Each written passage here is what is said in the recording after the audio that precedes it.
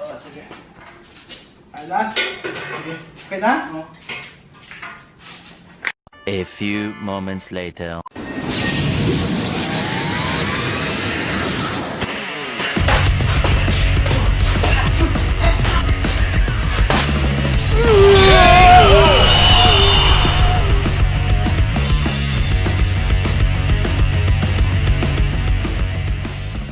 What's up mga paps? Welcome to another Ilonggo Dad Vlog. If you are new to this channel, please click lang ang subscribe button para officially part ka na sa akong Ilonggo fam. Okay, story time kita, Nay. Sa kondo pa lang kami, regular na ako nang nag-workout sa gym. Either maghakwat or mag-boxing or kickboxing, which is my favorite type of workout.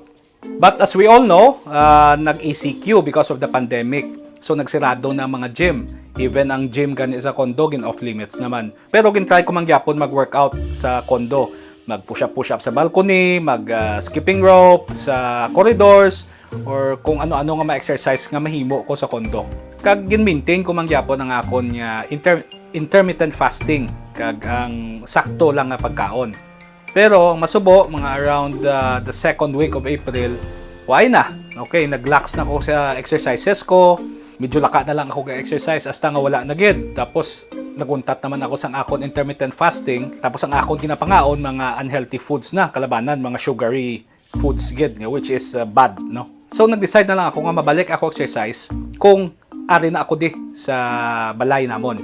So if you're following my channel, balaan mo na nga we used to live in the condo, kag subong nagbalik na kami sa amon nga daan nga balay. Gintuman ko gid ang akon nga promise sa lawas ko nga mabalik na ko exercise kag mabalik na ko sa intermittent fasting ko kag sa sakto nga diet. Galing kay dugay na ko wala ka workout, sigurado ko nga pigado gid ang kondisyon ko. So sa isip ko, magbalik ako exercise, hinay-hinay lang amat-amaton ko lang akon nga mga exercises, hindi ko magpatama. So sa akon nga pagbalik, mga exercises nga pampabalhas lang anay. Parehas ang stretching, jump rope, shadow boxing, kag mga push-ups and planks, no? Mga simple lang exercises nga pampagana lang. After all, balang ko man na kung gabalik na kondisyon ko. If I know nga daw okay na, itaason ko man ang intensity sa mga exercises ko. Galing, na-realize ko nga daw kaboring gid, no? Na-miss ko gid ang mga equipments nga makita mo sa gym bala. Especially ang mga boxing kag mga Muay Thai equipments nga ginagamit ko. Kay bilaan mo paborito ko gid nga exercise ang mag-fight training. Nahidlaw gid ako nga magsumbag-sumbag kag magsipa-sipa. Gusto ko may ginaigo gid ako bala. Pero ang problema sina wala sang gym nga bukas kag if ever magbukas giman one of these days sa mga gyms, daw hindi pa ako confident nga magkadto sa mga gyms to work out there. Balanta lang na. So that's why nga naisip ko nga mabaka na lang ko sang Muay Thai bag kay set up ko dito sa balay para anytime nga gusto ko mag-workout, mag-boxing or kickboxing, ara dayon, maka-workout ako dayon. So ang ginhimo ko nagpropamangkot ko sa mga friends ko kung diin sila nagabakal sang ila fight gear. Kalabanan sila, gina-recommend gid ang K1 Extreme Sport Shop. So ginubra ko gidkatuan kong Facebook page ang K1 Extreme Sport Shop. Gin-message ko sila, ginabalang ko sila nga interesado ako magwa sang ilang mga Muay Thai bags. Nag-order ako sang May 7. Nag-abot ang punching bag mga sulo-sobra lang 1 week. Considering nga GCQ na, kag ECQ pa sa Manila, nakaabot yapon ang punching bag. On normal days, siguro mas dasig pa gid. Well, anyway, amo ni mga nakatabo samtang ginahulat ko ang pag-abot sang Muay Thai bag. Tapos, gin-vlog ko man, kag i-explain kung paano ko gin-set up ang Muay Thai bag diri sa balay ko. So, check it out.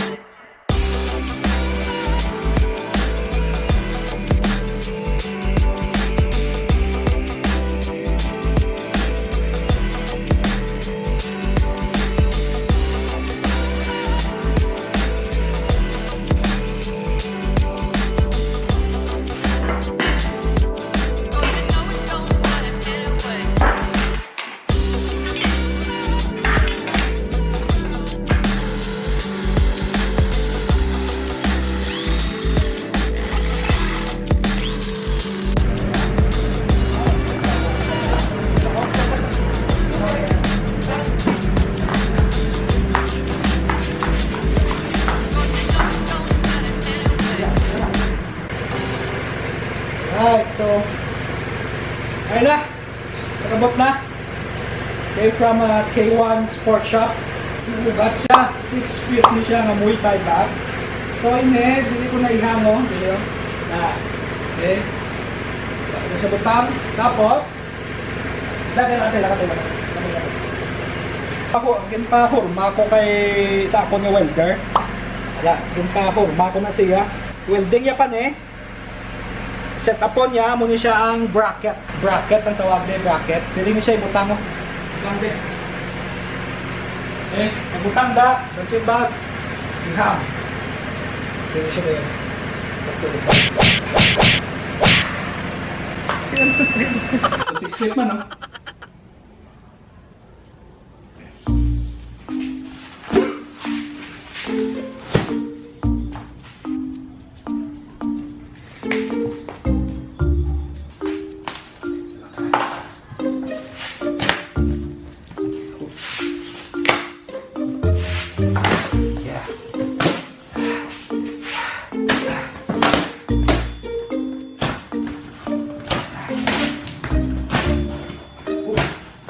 Unboxing na siya.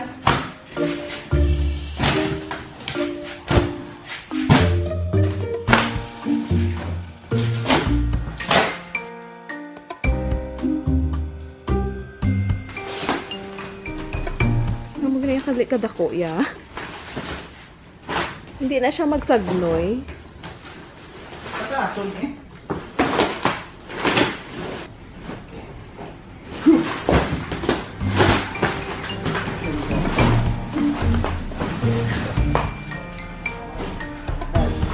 So this is Fairtex Muay Thai bag. Bakal ko sa K1 Fight Shop, Sport Shop.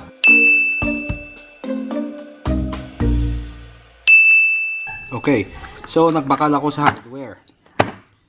Inbakal ko is duha ka set sang expansion shield kag screw. So muna siya ang expansion shield. Kaya mo nang iyang screw, no? Duha na kaset yung bakal ko. So ang expansion shield niya ini, palpag ni siya pasulod sa concrete. Pasulod gini siya. Once mapasulod mo sa concrete, amo na dayon ang pag screw mo. Samtang gina-screw siya, gabi ka ang expansion shield. Do tox gwa ya, pero sa concrete siya. So basta i-screw mo siya, gabi ka siya, mahugot siya diyon sa concrete. Hindi siya dali-dali makakas. Okay. Amo na siya ang ma-fasten sang bracket sa concrete para nabuwas. Okay, one more thing na bakal pakita ko sa binder. Ang binder, amo ni ang sabitan sang triangle hook sang punching bag. Okay? Alay, try ta. So, ari siya ang punching bag da. So, ang binder nga ni, dire ni siya ma-diretso. Na. See? Tapos pati ini, oh. Kaya ko na ibutang. I-hook sa binder. Kag makabit siya.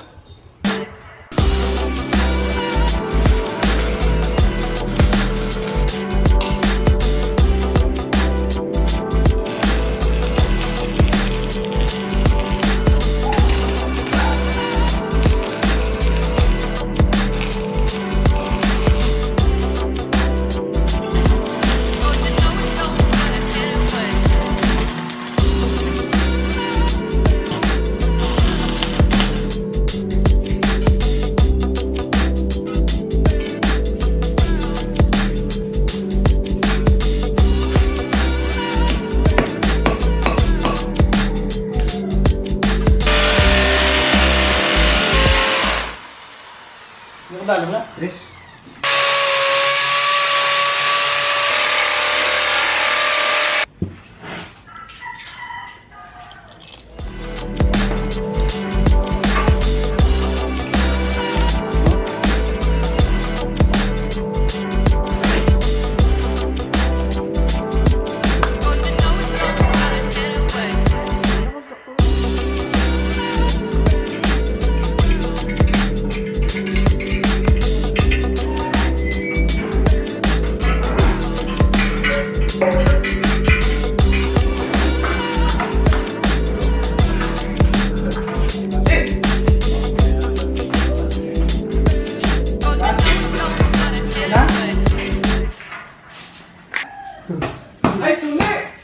Tulis ka ba? Sa baba ba? Oo. Okay. Kaya? Kanan. Nakulay bikoy? Dito. Isa pa ka. Punta. Ha?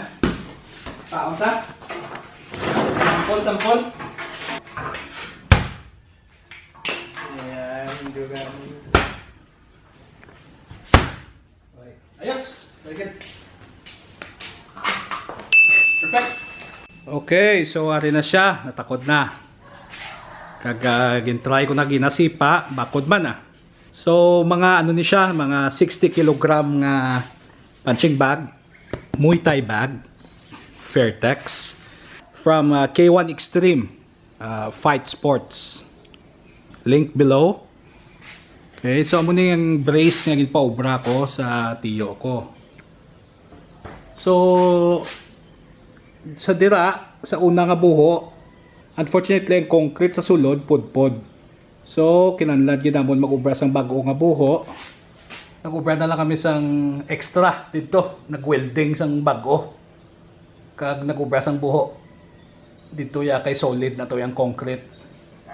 So mga bakod na ning bracket for this Muay Thai bag.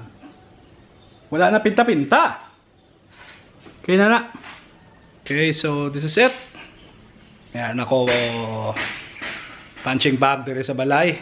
Pwede na ako dika-train. Hindi na ako kailangan magpa-gym para maka-train sang Muay Thai ko. Alright. Testingan ta.